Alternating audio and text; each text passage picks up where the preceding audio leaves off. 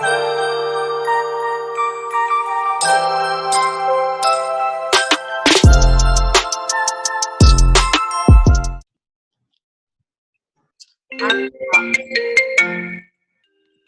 so sorry. It's okay. All right, y'all. So, welcome to my YouTube channel. My name is Siobhan. I'm the founder of FWMade, which stands for Fearfully and Wonderfully Made. And in this video, it's looking a little different because we're all in different places. So I am doing it via Zoom. But we are going to have a conversation about dating, relationships, and singleness as Christian women, and like what's that like in our generation. It's really funny because Adrienne and we had the conversation kind of a little bit, I guess, in her DM, but she is the one who really sparked this conversation. And so she made a post about kind of like the contentment and singleness, but also hearing certain cliches from maybe people in different life stages, people that are married, older generations, about how a relationship might come about, or when you do all of these things, then God will bring this person to you. And I commented on that, and this is how the conversation started. So conversation is birth. I wanted to bring two ladies in, of course, Adrienne, who started the conversation, and my other friend, Jacqueline. So I'm gonna let them introduce themselves, and we're gonna jump right into the topic.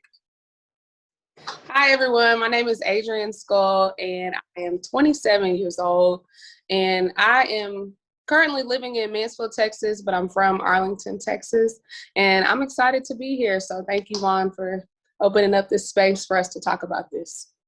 Yes. Yeah, and my name is Jacqueline. I go by Jackie, and I'm also from Dallas. And yeah, I'm excited to be here too. I think this is a great conversation. Yeah, I chose y'all for a reason, obviously, because Adrienne started the conversation, but I was like, who is going to bring like some great dialogue to this conversation? And so I'm really happy for y'all to join. It might be a part 1 and part 2, so y'all stay tuned for part 2. But let's jump right into the conversation. So just for starters, one of the posts that Adrienne posted on her Instagram story, maybe I'll let you expound on that, Adrienne, and I can open the question.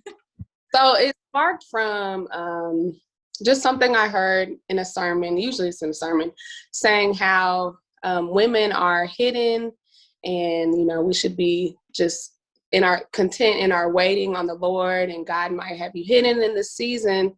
And although I agree that God has to have you in secluded seasons where you're kind of away from everyone to get right with him and get rid of some friendships that you might not need, I don't necessarily agree with telling women that you're hidden when it comes to relationships.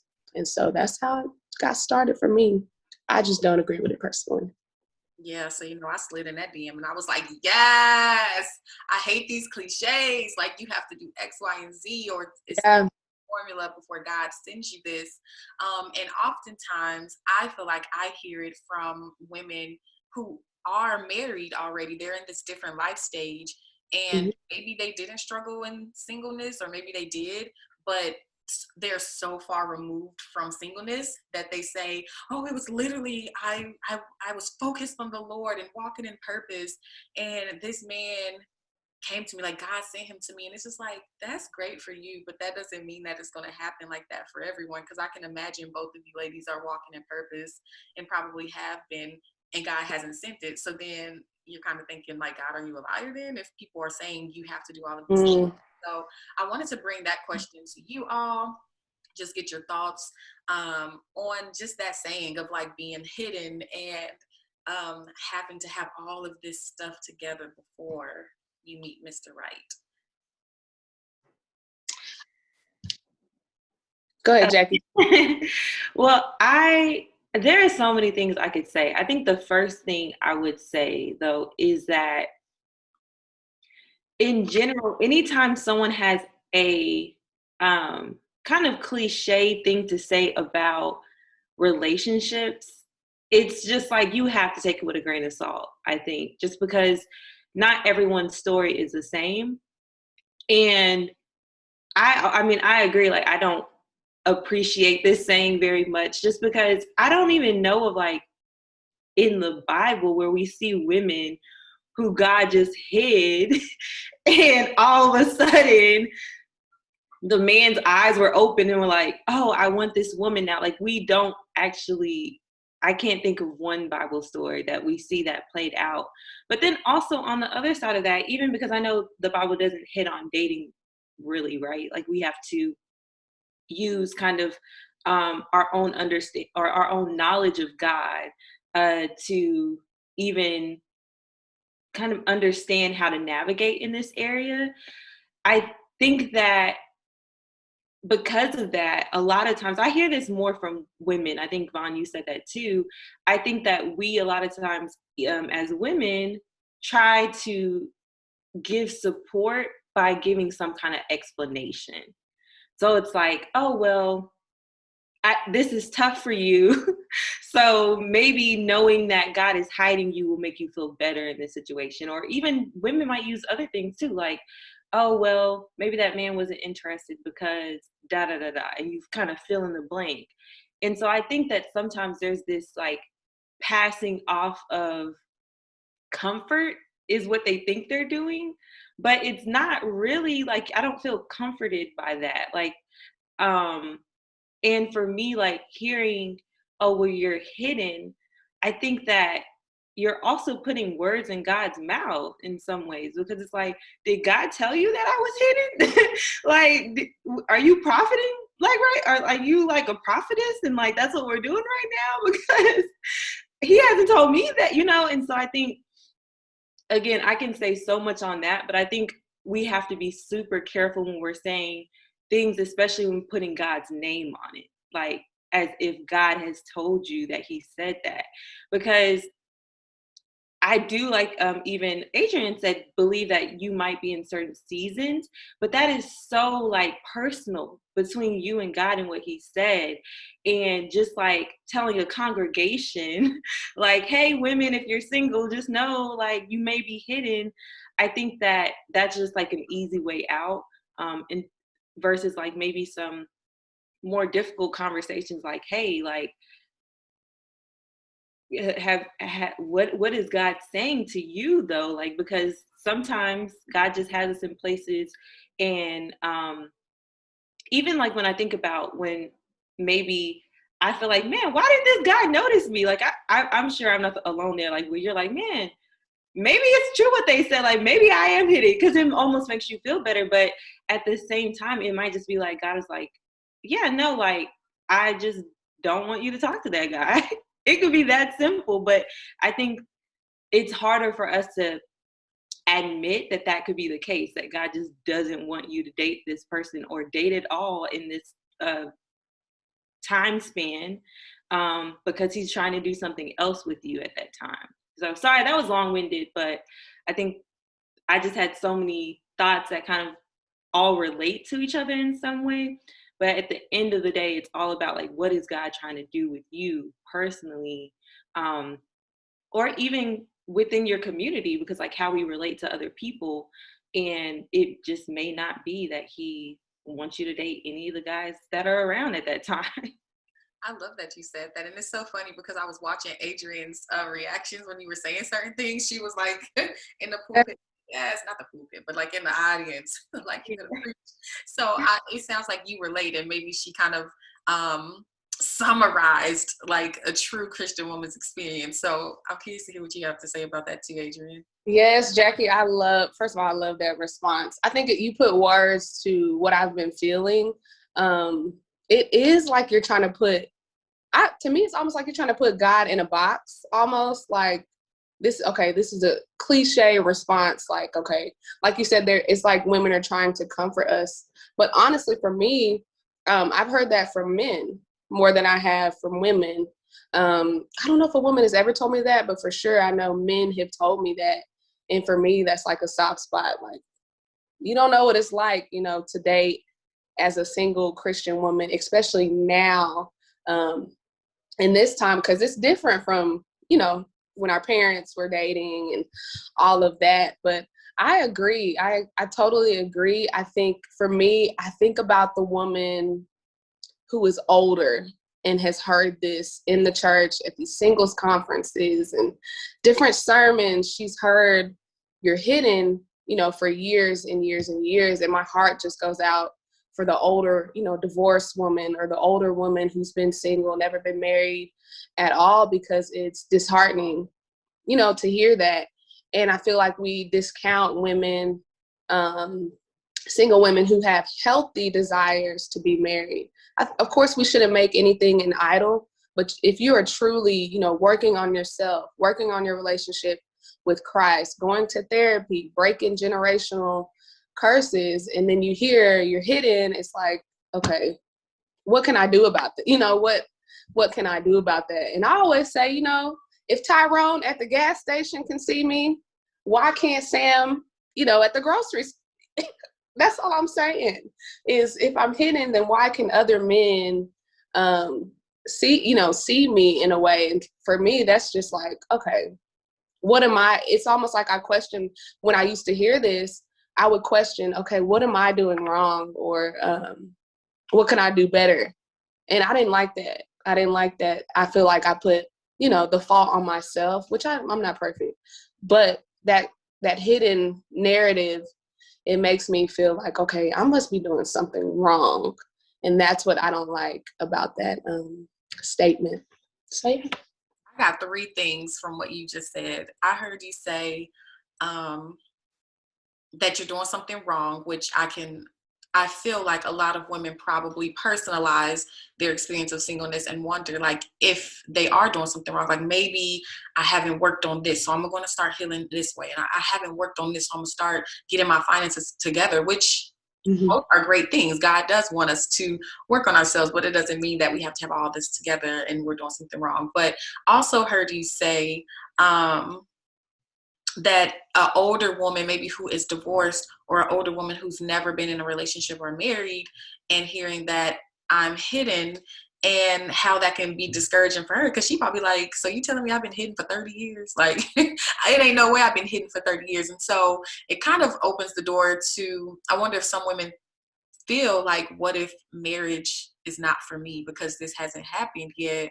And if maybe some of those older women feel that way, instead of this notion of, I am going to get married and this is something that God has for me, but I'm just hidden. Maybe God is saying, like, this is not what I have for you, and you're not hidden. I just don't have this for you. So I'm curious to know that. But I'm also curious to know, because I heard you say you hear this more from men about being hidden. I wonder if men hear the same thing, because I feel like I don't think they do, but obviously I'm not a man. And so who knows what their conversations look like when they're with their disciple, their mentor, whatever. But I don't think men have these same conversations. And I'm curious to know, I guess, your thoughts on, like, why do you feel like us women are having this conversation? I feel like I can speak to that already, kind of speak into, like, our vulnerability, and just playing on our emotions. But I'm curious to know your thoughts too. Like, why do you feel like that is targeted to women? I think it goes back to the numbers of women versus men in the church. So a lot of pastors know that there's more women in the church. Well, I'm speaking for the Black church. There's more women in the church, and I feel like a lot of the times conversations about singleness are targeted towards women because of the numbers of women compared to the number of men in the church. So I think that's one reason. And I'm not sure why else. I don't know. I feel like women, I lost my train of thought. I feel like we are willing to be more vulnerable in those spaces and willing to have those conversations than men have, because of, that's just, unfortunately, society. We're more likely to open up than men are when it comes to relationships and things like that. So I think a big part of it is just the number of women versus the number of men in church. And people know that. They know that there's more women. So they gear those conversations towards women. But there's also a handful of men who need to hear, they need to hear some conversations about relationships and singleness. And I feel like a lot of the times, unfortunately, there's so many marriages that don't work out, or toxic things because of things that weren't dealt with in our singleness and conversations weren't had in our singleness. So I just encourage pastors or whoever to just have some type of men's group where y'all can talk about these things, because a lot of things are not dealt with in singleness that could possibly save marriages in the future. Right. I know that's right. So I kind of want to backtrack just a bit, because I know we've been talking about like dating, relationships, courtship, all of those things. And so I really do want us to define what that is for us, because some people can probably watch this and not understand like what dating with a purpose is, or just courtship is, and being intentional. And we see a lot in our culture, casual dating, and people doing a lot of things for no title, or just for nothing. And so how would we define dating and relationships as a Christian woman? And so maybe Jackie can answer that question, or I don't know, I don't want to put you on the spot, but. Oh man. So I think that there are a lot of ways to try to define it. I think one thing I know is that for me, I wish I would have known how much I was against casual dating before I listened to people who said like, oh, just go on a bunch of dates and date casually.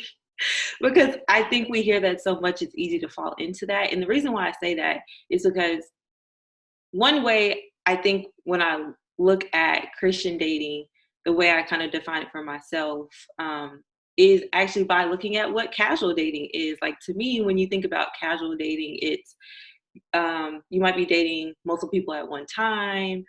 You're going out. Some people are getting physical with multiple people at the same time. Like, so you're just not thinking about what kind of future you might have with this person. It's just for fun, right? So you might not even have that many similar interests, or like the similar interests could just be like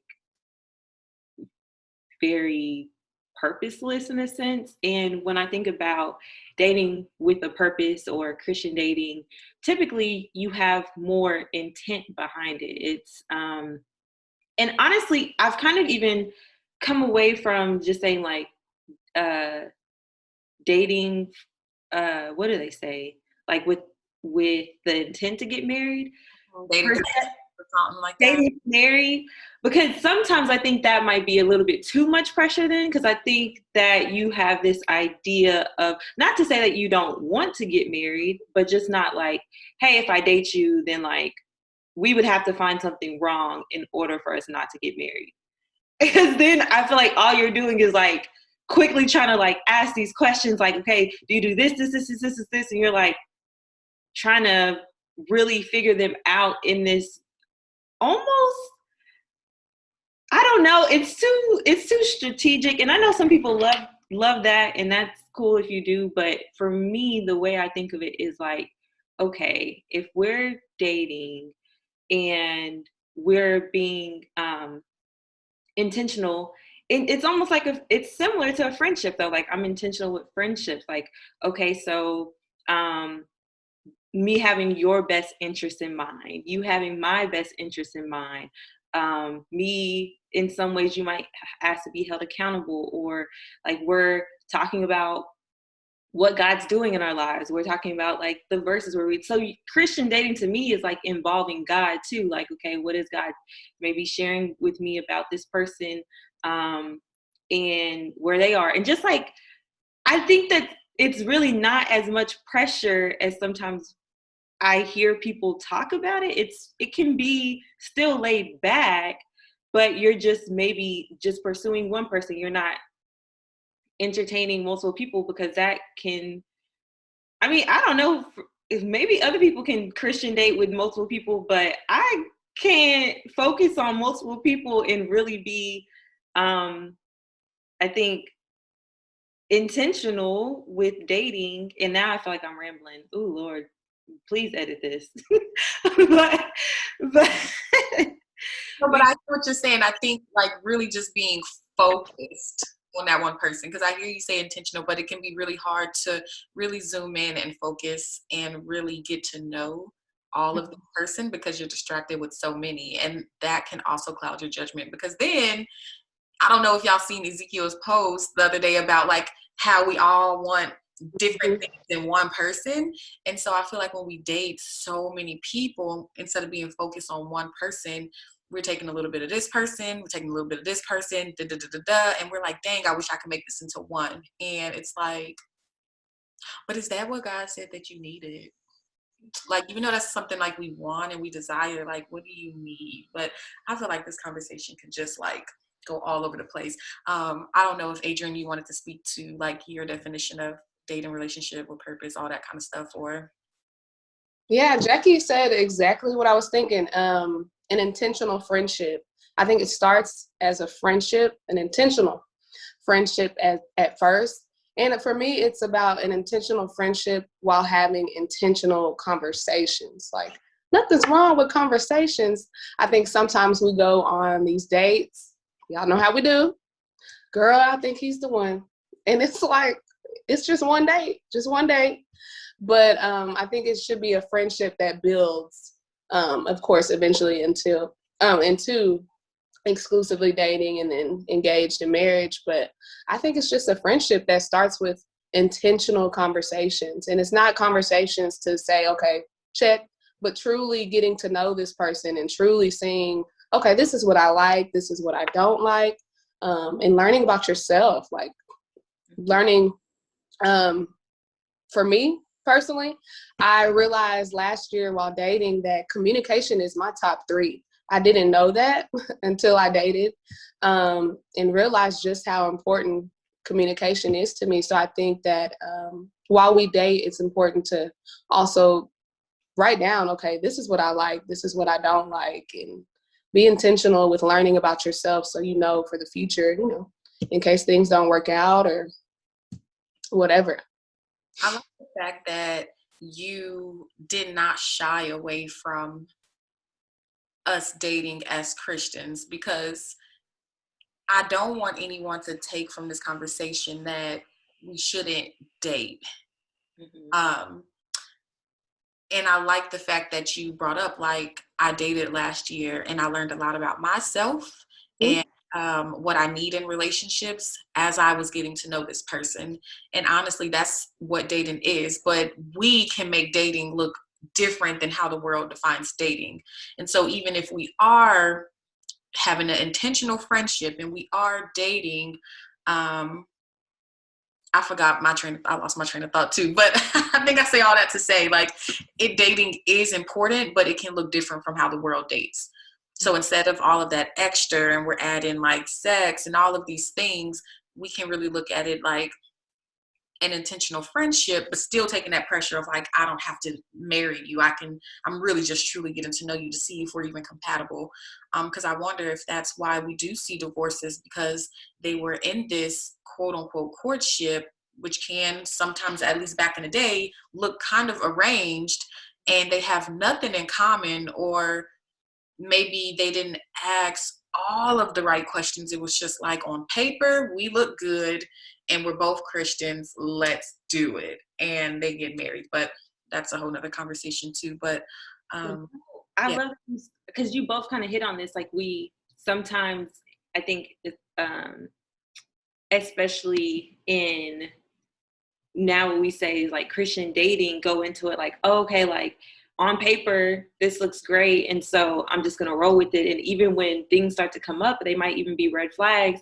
You both kind of stick with it, especially if you don't have people around that are going to be kind of like giving you some kind of wise counsel, or if you've just already built up this fantasy to the point of like, you're like, I'm in it, like ride or die, that this is it. And I think that's an unhealthy way of viewing any kind of relationship. Like, if there isn't a place where you're like, okay, I know something is off, and I know I really shouldn't continue pursuing this and you aren't able to walk away, then that should show you something right there. Because, and I think that we do that sometimes, like we hear that a lot and we joke about it, like, oh, okay, I went on this date and I think he's the one, but people were really struggling with this, right? Where you just really want it to work. And so you almost force it to work, or even some people just settle into these relationships. And yeah, that I think that kind of letting yourself push down those fantasies or those thoughts to the point that you're still sober minded, right? So that you can still be I guess aware and observant enough to know, like, okay, are we in the same space? Like, do we want the same things? And do I actually like this person? Like, have we gotten there yet? Like, do we know if we like the person? So yeah, I think I can go on about that forever, but That's the one. I love that.